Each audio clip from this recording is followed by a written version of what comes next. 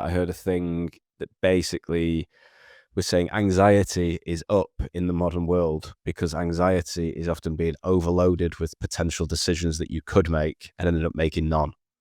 So Absolutely. that can be a big reason why we're seeing increases in that way.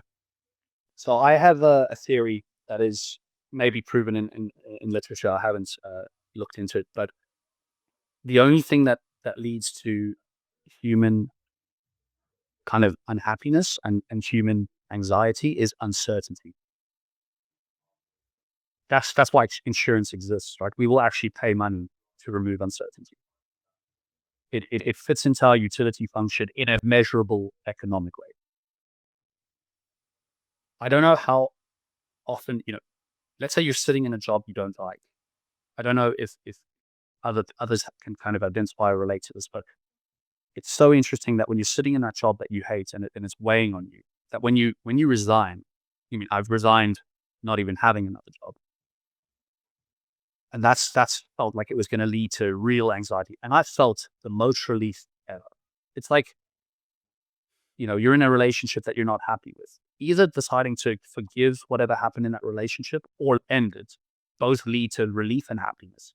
But sitting in the middle of those two decisions is what leads to anxiety and unhappiness. And as you say, right? So now you've got infinitely more decisions that you've ever had. So infinitely more chance to feel uncertain, which infinitely more chance to feel anxious.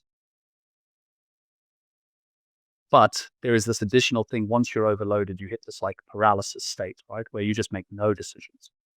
And I'm a very linear thinker. If I find myself not being able to solve one problem, all the problems down the line start to suffer. And that's why I personally have to be very careful to keep that decision-making set optimized and very efficient, because if I have an issue now, these issues could be things that family life or kind of emotional struggles that you need to solve. But yeah, no, it's a great point, and I have very strong feelings that kind of action and decision, whether right or wrong, often remove that anxiety. And if they're the wrong decisions, they just teach you what was wrong, and you get to kind of move forward in a better way anyway. Granted, I'm obviously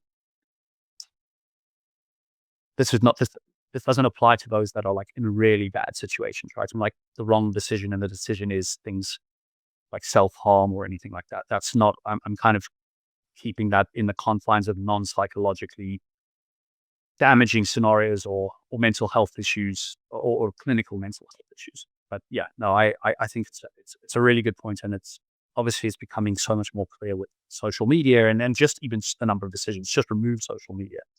There's more decisions on the table than there ever have been, um, and that's a great thing, is because we're developing and we're evolving, and technology is on the rise, and there's more options, and from an economic point of view, that's a great place to be, right? But from a behavioral economic point of view, exactly what you just said, Zach, it applies.